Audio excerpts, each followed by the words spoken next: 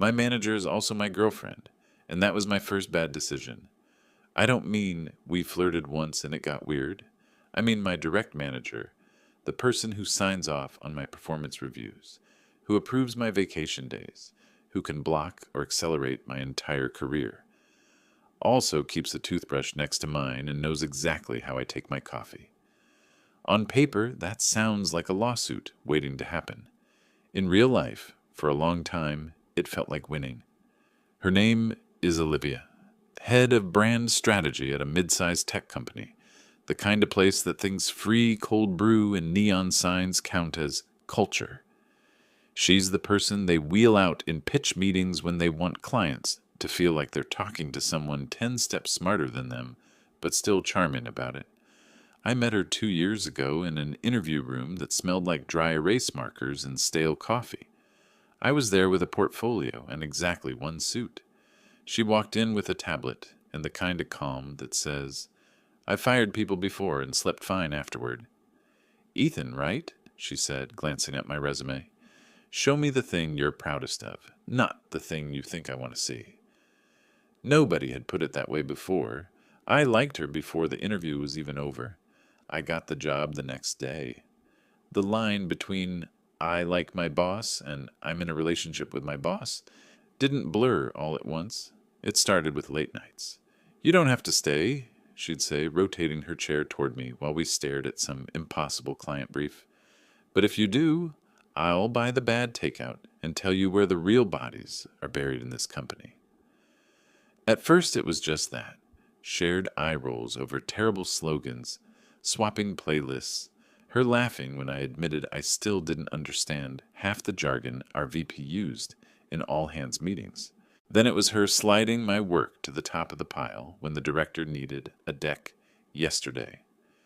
"You're wasted in mid-level," she told me once at 11:30 p.m., eyes tired but voice sharp. "Stick with me and I'll have you leading accounts next year." I stayed. Through weekends, through just one more revision, through her walking past other desks and dropping comments like, "Ethan will fix it, he always does." The first time she kissed me, we were on the office rooftop. It was supposed to be a break. She was ranting about another team's campaign that had just imploded, pacing in circles with a plastic cup of cheap rosé from the office celebration downstairs. "You realize you just saved them from losing that client," she said, stopping abruptly in front of me. "And you're not even on their team. You know how many people in this building can do what you just did?" "3, maybe." "That's generous," I deflected. "I'm not generous," she said, stepping closer. "I'm accurate." It was a bad moment to notice how green her eyes looked in the half-dead rooftop lights. It was worse when she reached up, smoothed a crease out of my collar like she had the right, and then didn't move her hand away. "Olivia," I started. "Shut up," she said and kissed me. I'd like to say I pulled back, reminded her of ethics, of HR, of power dynamics, and all the words you learn from articles you scroll past. I didn't. I kissed her back. It felt reckless and wrong, and like something in my life had finally turned the volume up. The rules came later, not from HR, from her. "No PDA in the office," she said, sitting cross-legged on my couch a month later, wearing my t-shirt like she'd always owned it. "No telling anyone in your team. No coupled-up pictures on social media." "Because of HR?" I asked. "Because of everything," she replied. "If this goes sideways, they'll assume you slept your way into promotions and I abused my power. I'm not handing them that narrative. We keep us separate from work. Clean lines." It sounded reasonable. Responsible, even. She was looking out for both of us, right? And for a while it worked. At work we were Olivia and Ethan, manager and mid-level strategist. At home we were more. She'd come over after late nights and drop her bag by the door like she was personally fighting gravity. "You're the only part of this job I actually like," she'd sigh, collapsing onto the couch. She backed me in meetings, too. When the director questioned a bold concept I'd pitched, she cut in. "Ethan's right," she said. "If we play it safe, we'll lose them to an agency that's not scared to risk something." The concept went through. I left that room taller than when I'd walked in, but there were cracks if you knew where to look. She'd make jokes about me in front of the team that landed just a bit too hard. "This is Ethan," she told a new hire once. "He's my chaos engine. If it breaks, I give it to him." Everyone laughed. I laughed too, because what else do you do? But it lodged somewhere, the idea that I was useful, not visible. A tool, not a partner. When senior leadership visited, she shifted sideways. Less we, more my team. She'd barely glance at me during presentations, but afterward, in the stairwell, she'd brush her hand against mine and murmur, "You killed it. I couldn't do this without you."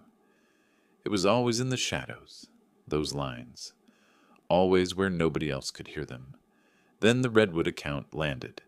Biggest client we'd ever had, the kind that makes or breaks careers.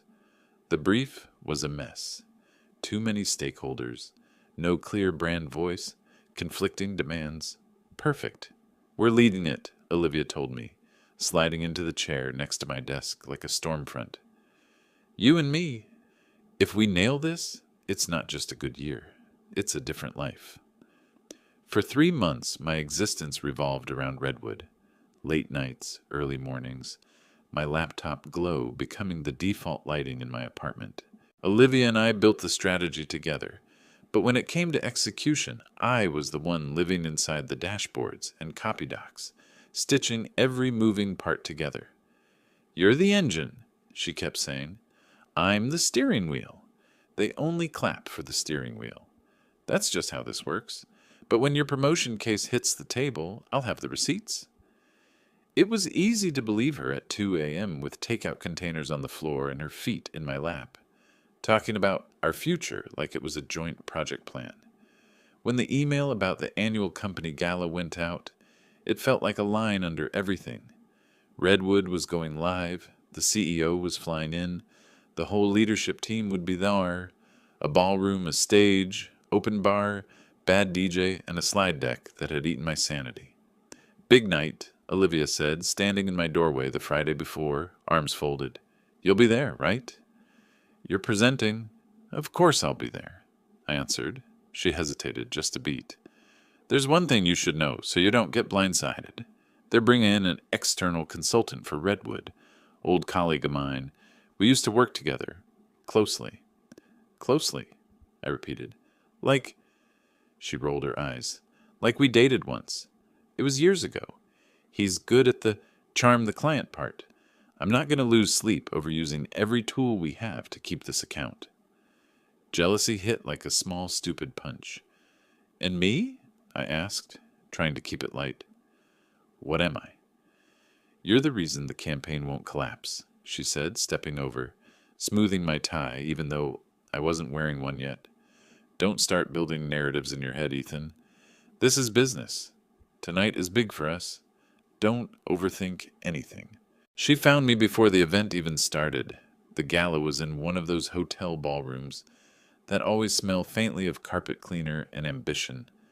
Gold uplighting, round tables with pointless centerpieces, executives circling like sharks in cocktail attire. I checked in, grabbed a drink, and scanned the room for Olivia. She appeared at my side with a hand on my shoulder. Manager touch, not girlfriend touch. "You look sharp," she said lightly, eyes already tracking the VP across the room. "Stick near the redwood table. And remember, professional distance." Professional distance. Funny considering her perfume was still on the collar of the shirt she'd borrowed from me that morning. Her ex arrived 10 minutes later. I didn't know his name yet. I just knew he walked in like the room had been waiting for him. Tall, polished, the easy smile of someone who'd never had to fight for attention. He shook hands with the CEO like they were old friends, then zeroed in on Olivia with a grin that made my stomach tilt. She lit up. Not the polite smile she used for clients, but the kind that softened her eyes. The kind she used with me, in private, when we were still a secret worth hiding. "Ethan," Olivia called me over. "This is Marcus. We go way back." "Closely," Marcus added, giving me a look that wasn't hostile but wasn't neutral either. A measuring look. I shook his hand. Ethan Moore. Brand strategy. He held on a second too long. Ah, the famous engine she keeps talking about. My jaw tightened. Olivia laughed like it was cute. He keeps us moving, she said, and not in the way she meant when we were alone. A colleague from finance wandered over, glanced between Marcus and Olivia, and nudged me. Dude, thought you were the one she was close with, he joked. I forced a smile so tight it could cut glass. We all work closely, I said. But Olivia didn't even hear me. She was already leaning toward Marcus, laughing at something he'd said, touching his arm in a way I didn't recognize. No boundaries, no professional distance, just warmth, nostalgia, a history I hadn't been warned about. When the lights dimmed for the presentations, I sat at our table while Marcus and Olivia made their way toward the stage. She didn't look back at me, not once. The CEO introduced Redwood as the project that defines our next decade. Applause. Cameras. Olivia stepped up to the mic with Marcus at her side, smiling like she'd rehearsed for this exact pairing. Redwood is special, she began. It started as a conversation, years ago, between two people who used to dream about what brand storytelling could be. My chest tightened. Dreams, years ago. She'd never said that to me. To us, Redwood began with a broken brief, a late-night coffee run, and her telling me, "You're the only one who can pull this off." But now the story was different. Now it was a love letter to her past. She continued. Marcus brought the vision. I brought the structure. Together we built something powerful. Together. I stared at my empty plate. My hands were steady, but something inside me wasn't. She clicked to the next slide, my strategy map, my framework, my months of labor. She called it their shared blueprint and pointed at Marcus as if he'd written a single line of it. Garbage disposal level grinding echoed somewhere deep in my jaw. A director leaned toward me and whispered, "Didn't you build half of that?" "Most," I said quietly. The director blinked. "Huh." Marcus took over the mic. "Working with Olivia again was like getting the band back together," he said, throwing an arm around her shoulder. The room laughed. My vision narrowed. My breathing went shallow. Olivia didn't remove his arm. She didn't even flinch. She tipped her head toward him, cheeks flushed, pleased, proud. When credits rolled at the end, my name flashed by like a legal requirement. Small font, third paragraph. Most people were too busy clapping at their chemistry to notice. When Olivia and Marcus stepped down, the VP congratulated them. "Fantastic work. You two make an incredible team." Olivia smiled. "We always have." We. That was the word that finally did something irreversible inside me. My chair scraped lightly against the ballroom floor as I stood up. No theatrics, no storming out, just a man walking away from a place where he'd suddenly realized he wasn't part of the picture at all. I grabbed my coat from the back of the chair. Someone called my name, but I didn't respond. I slipped out the side door into the cold hallway, where the music was muffled and the air didn't smell like expensive deception. Behind me, applause swelled again as another award was announced. I walked through the lobby, past the valet stand, past a coworker who blinked at me like he wasn't sure if I was real. When I stepped into the night, the cold hit like clarity. The city noise was sharp, honest, no curated smiles, no rewritten histories. I didn't go home angry. I didn't go home hurt, not yet. I went home because for the first time in 2 years, I didn't owe Olivia an explanation for my next move. That was just the beginning. At 11:42 p.m., my phone lit up with her name. Then again, and again. Texts stacked. "Where did you go? Are you serious? Answer me." "Ethan, I'm not chasing you around tonight. Stop being dramatic. Call me now." I let the screen go dark. My apartment was quiet in a way the Gala had never been. I took off my jacket, set my phone face down, and sat at the table where I'd spent so many nights fixing her problems while she rehearsed her victories. And for the first time, I let myself ask the question I'd avoided for months. If this is how she treats me in public, What has she really been doing in private? I didn't know it yet, but that decision, to leave without a word, would cost her everything. I didn't answer her calls that night. Not one. Not because I wanted to punish her. I was past that. Silence was the only language I trusted myself to speak. Around 1 a.m., Olivia finally stopped calling. The last message she sent was clipped and cold. "Grow up. We'll talk in the morning and fix this." Fix. Like I was a broken appliance she could tighten a few screws on. I set the phone down, opened my laptop, and did something I should have done months earlier. I started gathering proof. Not anger, not revenge. Evidence. Every late-night Slack message where she told me to just get it done while she left early.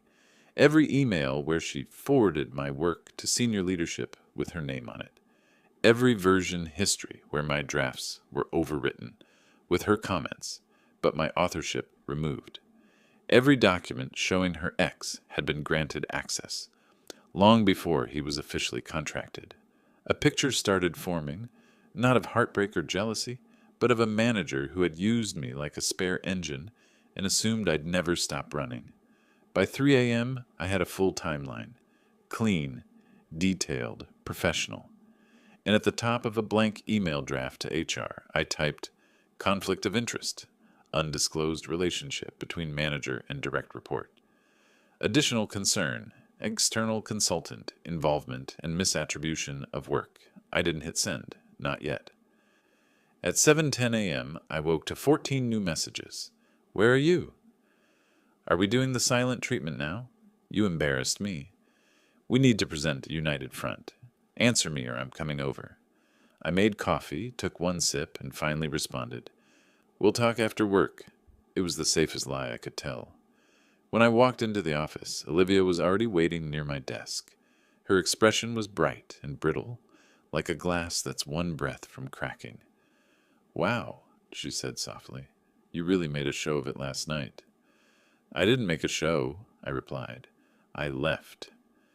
"That is a show," she snapped under her breath. "Do you understand how bad that looked? Marcus had to cover for you at the end."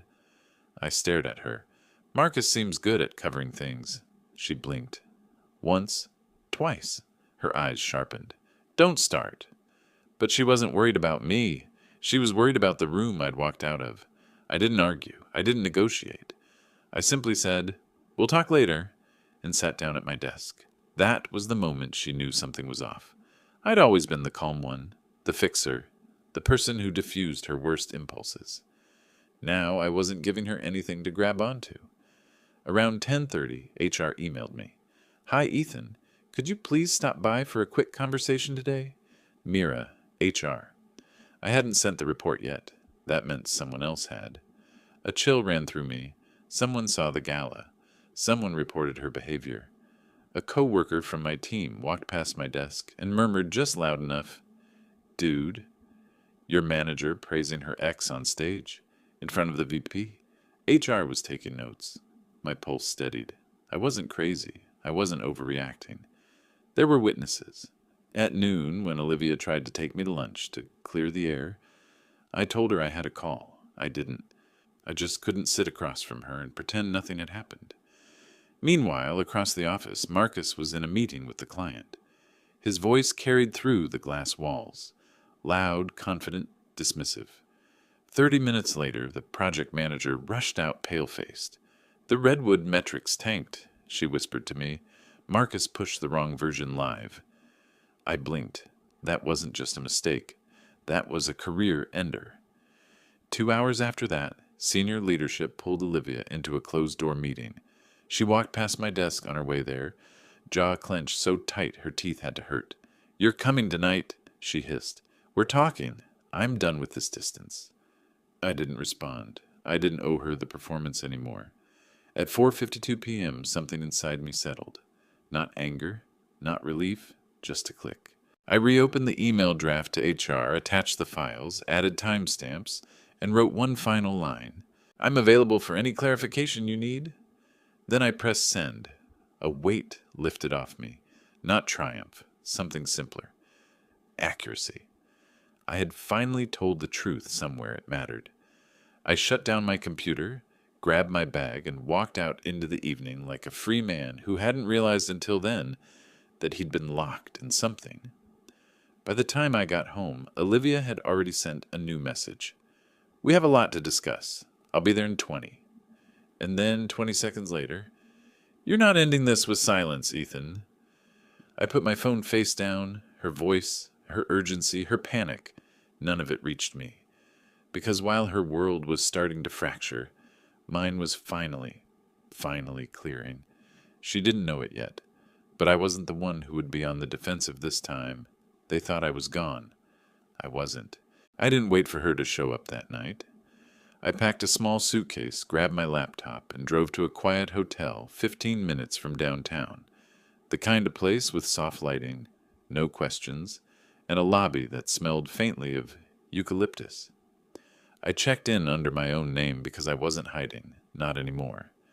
At 8:23 p.m., she sent, "I'm outside your place. Open the door." At 8:24, "Ethan, I swear to God, don't make me do this through text." At 8:27, "Where are you?" I let the messages pile up on a screen I wasn't looking at.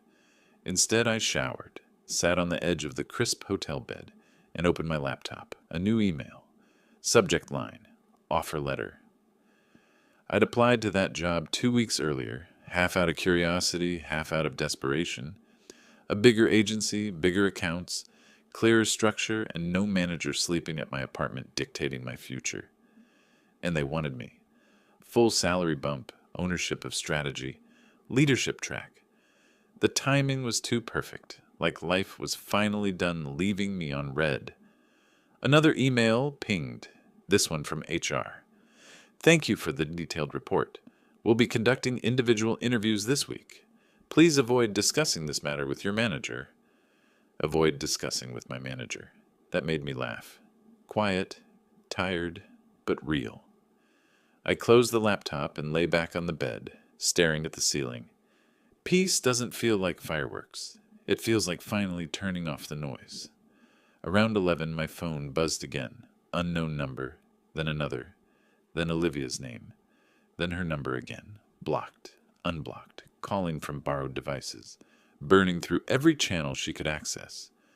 I didn't answer, not once. By morning, my voicemail was full. Half angry, half panicked, all frantic. "You blindsided me." HR pulled me in this morning. "You didn't have to do that. Ethan, you're destroying both of us. Call me. Please. Please." I didn't respond because I wasn't destroying anything. I was letting the truth breathe for the first time. At noon, HR called again. Calm, procedural questions. I answered each one plainly. No venom, no embellishing, just facts. When they were done, the rep paused. "Ethan, thank you for your professionalism." Professionalism, a word I hadn't heard applied to me in months. 2 hours later, I submitted my resignation. 2 weeks' notice. Exit interview scheduled. Handoff documents already organized. No drama, no threats. Just the end of a chapter that had been rotting under the wallpaper.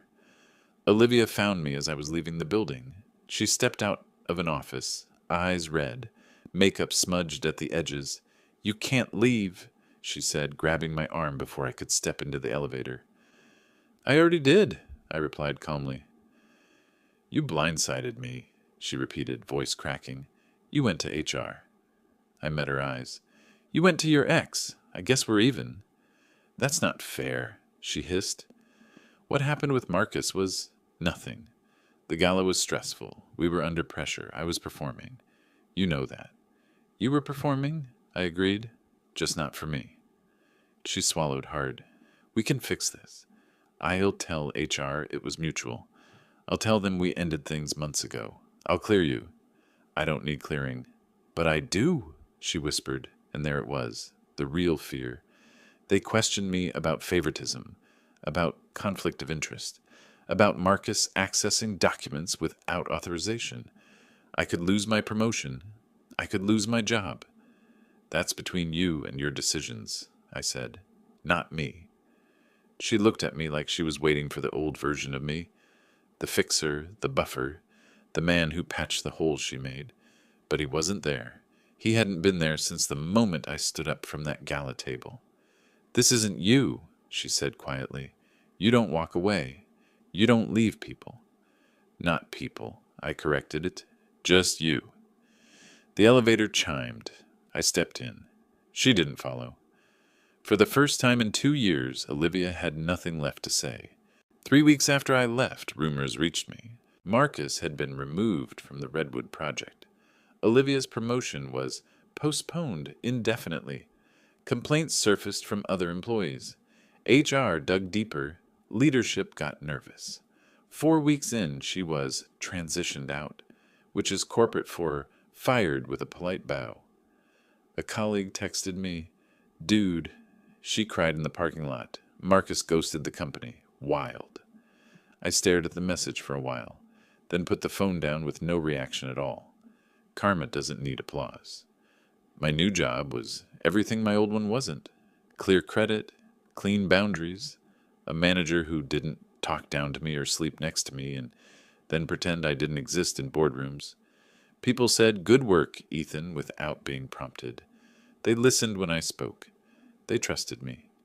Some nights, sitting in my new apartment, quiet, uncluttered, I caught myself exhaling like my lungs were relearning how to work. Then out of nowhere, Olivia emailed. "I know you don't owe me anything, but I'd like to talk, not about us, about closure." I ignored it. She tried again a week later. "I'm applying to new roles. If anyone reaches out, please don't tank me. I'm asking professionally." I answered that one. "I won't tank you, but I won't vouch for you either. We're done here. I wish you well."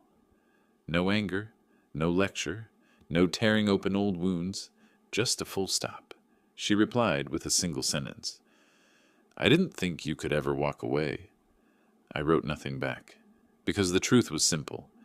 People think a man leaves when he's furious, but rage keeps you tied to someone. It keeps you reacting, explaining, fighting. I didn't leave when I was angry. I left when I became calm. Completely, quietly calm. That's the kind of ending no one can argue with, and it's the reason I never looked back.